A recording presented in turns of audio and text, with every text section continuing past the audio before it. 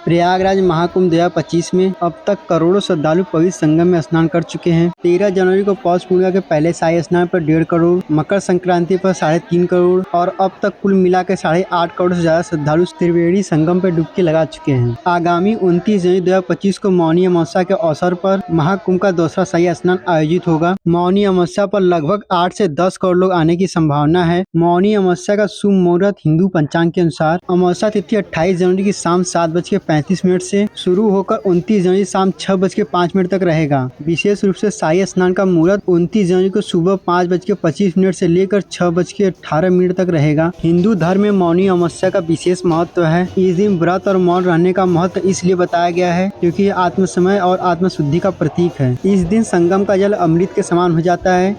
लेकिन जरा रुकिए, ये भी जान लीजिए आने से पहले मकर संक्रांति पर इतनी ज्यादा भीड़ थी कि न कहीं पर ई रिक्शा काम आया और ना ही कहीं पर बस। जितने भी श्रद्धालु पहुंचे थे वह रेलवे स्टेशन से पैदल ही त्रिवेणी संगम पर पहुंचे हैं। अगर आप भी मौनी अमावस्या पर आना चाहते हैं, मैं आपको बता दूं, पहली बात, जितने भी लोग आएंगे सबको पैदल ही त्रिवेणी संगम तक जाना होगा। दूरी की बात करें तो प्रयागराज जंक्शन रेलवे स्टेशन से लगभग 5 से 6 किलोमीटर तक होगा। अगर आप नैनी या झूसी के साइड से भी आएंगे तब भी आपको 5 से 6 किलोमीटर पैदल चलना होगा। हाफा मऊ से आपको 3 किलोमीटर तक ई रिक्शा मिल जाएगा, फिर भी आपको 5 किलोमीटर तक पैदल चलना ही होगा। मान के चलिए अगर आप मौनी अमावस्या के दिन आते हैं तो लगभग आप 12 से 15 मिनट चल सकते हैं, तभी आपको प्रयागराज में आना चाहिए। अन्यथा आप शाही स्नान पर मत आइए, आप परेशान हो जाएंगे। छोटे बच्चों को लेकर मत आइएगा। जिन लोगों का उम्र 60 साल से ज्यादा है उनको शाही स्नान पर नहीं आना चाहिए। मैं अपने हिसाब से बता रहा हूँ क्योंकि मैंने मकर संक्रांति पर भीड़ देखी है। बहुत भीड़ होता है, खड़े होने का जगह तक नहीं होता।